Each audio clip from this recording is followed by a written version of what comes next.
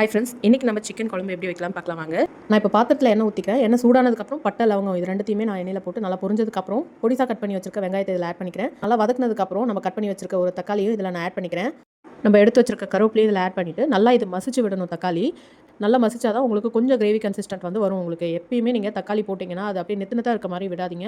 நல்லா நசுக்கி இதை மசிச்சிருங்க. அதுக்கப்புறம் நான் இப்போ ஒரு ஸ்பூன் இஞ்சி பூண்டு பேஸ்ட் இதில் ஆட் பண்ணி நல்லா பச்சை வாசனை போகிற வரைக்கும் நான் ஃபுல்லாக அதை நல்லா வதக்கிக்கிறேன். இதுலேருந்து எண்ணெய் பிரிஞ்சு வர ஸ்டேஜில் நான் சிக்கனை வந்து ஆட் பண்ணிக்கிறேன். சிக்கன் ஆட் பண்ணதுக்கப்புறம் 10 மினிட்ஸ் மீடியம் ஃப்ளேம்லேயே வச்சு நல்லா வதக்கிக்கோங்க. நான் இப்போ இதில் குழம்பு மிளகாத்தூள் தான் வந்து ஆட் பண்ண போகிறேன். 2 டேபிள் ஸ்பூன். இது நல்லா வதங்கினதுக்கப்புறம் நான் 3 கிளாஸ் தண்ணி வந்து இதில் ஆட் பண்ணுறேன். தண்ணி ஆட் பண்ணிவிட்டு தண்ணி கொதிக்கிறதுக்கு நம்ம வெயிட் பண்ணணும். அண்ட் அந்த சிக்கனோடைய எசன்ஸ்லாம் வந்து நல்லா அதை குழம்புல இறங்கணும். ஸோ நான் வந்து ஒரு 10 மினிட்ஸ் வரைக்கும் நல்லா கொதிக்க வைக்கிறேன் இந்த சிக்கன் குழம்பு. சப்போஸ் உங்களுக்கு வந்து குழம்பு நல்லா திக்காக தேவைப்படுது அப்படின்னா தேங்காய் கொஞ்சம் எடுத்து நம்ம அரைச்சி இதில் ஆட் பண்ணிக்கலாம். குழம்பு நல்லா கொதிச்சதுக்கப்புறம் இறக்க போகிற ஸ்டேஜில் தான் வந்து நம்ம தேங்காய் அரைச்சி ஊற்றணும்.